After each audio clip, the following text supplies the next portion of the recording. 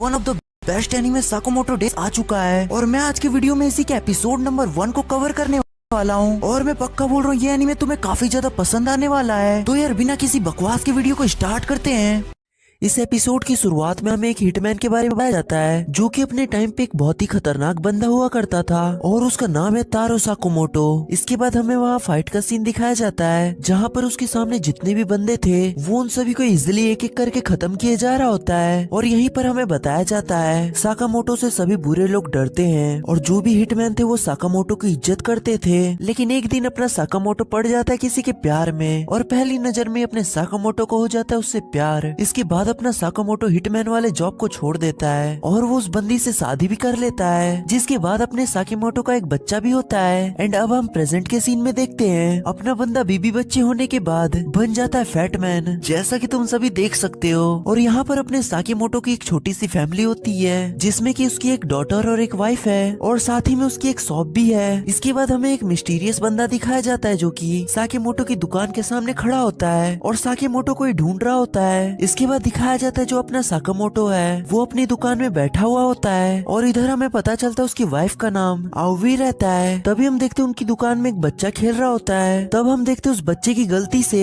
वो किसी आदमी की पैंट को खराब कर देता है जिससे उस आदमी को उस लड़के पे काफी ज्यादा गुस्सा आता है और फिर वो उस छोटे से बच्चे का कॉलर पकड़ता है और उसे मारने के लिए आगे बढ़ता है। लेकिन वहाँ पर साकामोटो आके उस आदमी का हाथ पकड़ लेता है और एक पेन से वो उस बंदे पे अटैक कर देता है। लेकिन लिसन वो उस बंदे को पेन से मारा नहीं होता, उसके दिमाग में बस ये सब आइडियाज आ रहे होते हैं। ऑब्वियसली इसके दिमाग में ये सब तो आइडियाज आएंगे ही क्योंकि अपना बंदा जो कि पहले हिटमैन रहा है फिर वो बंदा बिना कुछ बोले वहाँ से चला जाता है। फिर साकामोटो अपने मन में सोचता है अरे मैं तो अभी बाल बाल बचा। तभी साइड से एक बंदा उससे कुछ बोलता है और ये वही बंदा है जो कि स्टोर के बाहर खड़ा था। वो बोलता है वेल डन, तुम उसे अपने पेन से मारने वाले थे, मैंने वो सब देख लिया, काफी समय हो गया साकामोटो। और अब साकामोटो सीन को देख के उसे वहीं पर मारने का सोचता है और ये सब देख के सीन काफी ज्यादा डर जाता है और घबराते हुए कहता है अरे मैं तुमसे लड़ने नहीं आया, मुझे कुछ काम था इसलिए मैं यहाँ आया। और यहीं से हमें पता चलता है सिन जो कि किसी के भी माइंड को रीड कर सकता है। इसके बाद वो दोनों एक साथ बैठ के बात करते हैं जहाँ पर सिन साकामोटो से कहता है तो ये बात सच है कि आप हिटमैन वाले काम से रिटायर हो चुके हैं और आपने अब एक स्टोर भी खोल दिया है। और इधर सिन साकामोटो को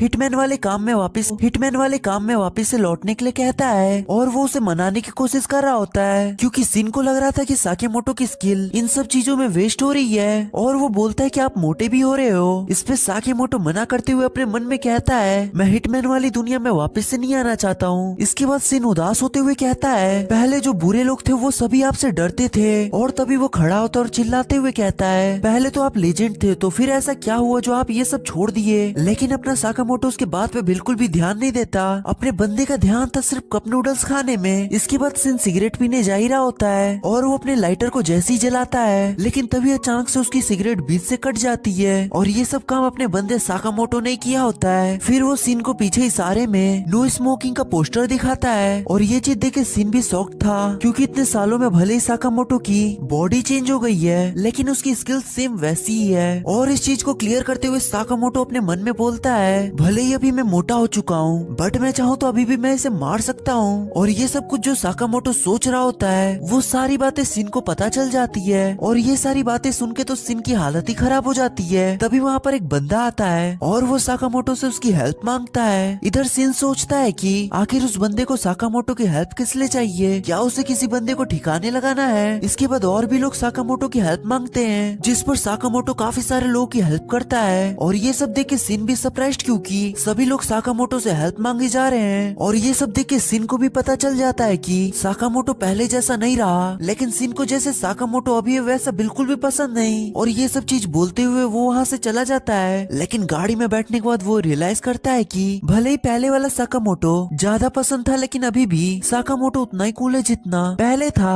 और सिन चाहता था कि वो साकामोटो के साथ फिर से काम करे लेकिन तभी सिन को आता है कॉल और वो कॉल उसके बॉस का होता है जिसने सिन को ऑर्डर दिया था कि साकामोटो को वापस से लाया जाए और अगर वो नहीं आता है तो उसे वहीं पर खत्म कर दो। और इसी शुरू से सिन साकामोटो को काफी लंबे समय से मना रहा था वापस से हिटमैन वाले काम पे लौटने के लिए, लेकिन सिन अपने बॉस को कन्विंस करता है कि साकामोटो उन लोगों के लिए थ्रेट नहीं है और उन्हें साकामोटो को अपने हाल पे छोड़ देना चाहिए। फिर इसके बाद हमें उसका बॉस दिखाया जाता है। वो बोलता है, सिन हमारा एक रूल है जो कि तुम जानते हो, अगर तुम ऑर्गेनाइजेशन से भागते हो तो फिर तुम मारे जाओगे और साकामोटो ने ये रूल ब्रेक किया है, इसलिए हम लोग उसे जिंदा नहीं छोड़ सकते। इसके बाद उसका बॉस चिल्लाते हुए कहता है, इधर काफी सारे लोग हैं जो कि ये काम कर सकते हैं, अगर तू नहीं करेगा तो तू मेरे को ऐसी परेशानी देते रहेगा तो फिर मैं इन लोगों को तेरे पीछे भी लगा दूंगा। और अब सिन के पास कोई भी ऑप्शन नहीं रहता। इसके बाद सिन जो कि अपने बेड पे लेट के उस समय को याद करता है जब वो साकामोटो के साथ काम किया करता था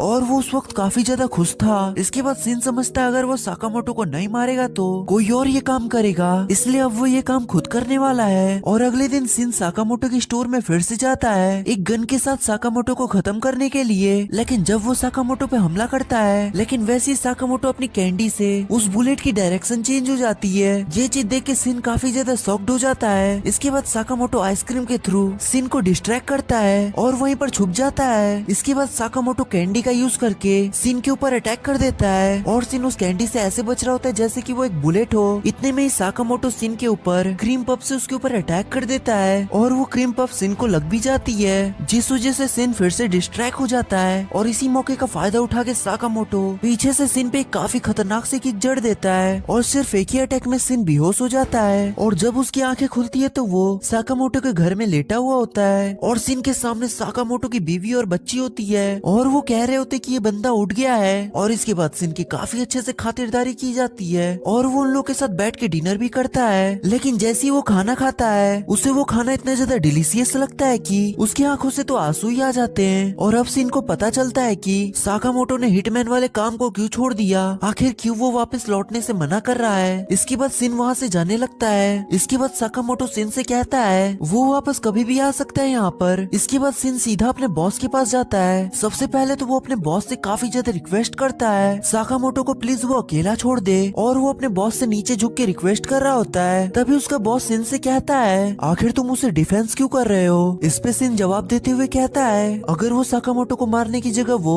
उसको मारना चाहे तो मार सकते हैं। जिस पे पहले तो उसका बॉस खुद सोचता है और बोलता है कि ठीक है, अगर तुम खुद को यहीं इसी जगह पर खुद को इस गन से मार देते हो तो मैं साकामोटो को छोड़ दूंगा। लेकिन उसके बॉस के मन में कुछ और ही चल रहा था। वो सोच रहा होता, जा बेवकूफ मर जा, अगर तेरे को बिलीव है कि मैं ऐसा करूंगा। लेकिन उसके बॉस के दिमाग में जो कुछ चल रहा था वो सभी चीज सिन को पता चल जाती है, क्योंकि हमें पता है कि वो माइंड रीड कर सकता है। और तभी वो अपने बॉस पे गन पॉइंट कर देता है। तभी उसके बॉस को याद आता है कि सिन जो है वो माइंड रीड कर सकता है और फिर वो वहाँ से भागता है। और फिर उसका बॉस अपने बंदों से सिन को मारने के लिए कहता है। फिर वो सभी लोग सिन के ऊपर अटैक करते हैं, लेकिन सिन उन लोगों के हमले को डॉज कर रहा होता है। तभी सीन शिफ्ट होता है, हम देखते हैं साकामोटो को जो कि सिन की सारी बातें एक डिवाइस पे सुन रहा होता है। लगता है जब सिन बेहोश था तब साकामोटो ने सिन के ऊपर कोई डिवाइस लगा दिया होगा। और इसके बाद जो हम देखते हैं साकामोटो अपने सारे वेपन्स निकालता है। और भाई एक चीज देख रहे हो, अपना साकामोटो सारे हिटमैन वाले काम छोड़ दिया है, लेकिन अभी भी उसने अपने पास काफी सारे वेपन्स रखे हुए हैं। और वो अपने वेपन्स में से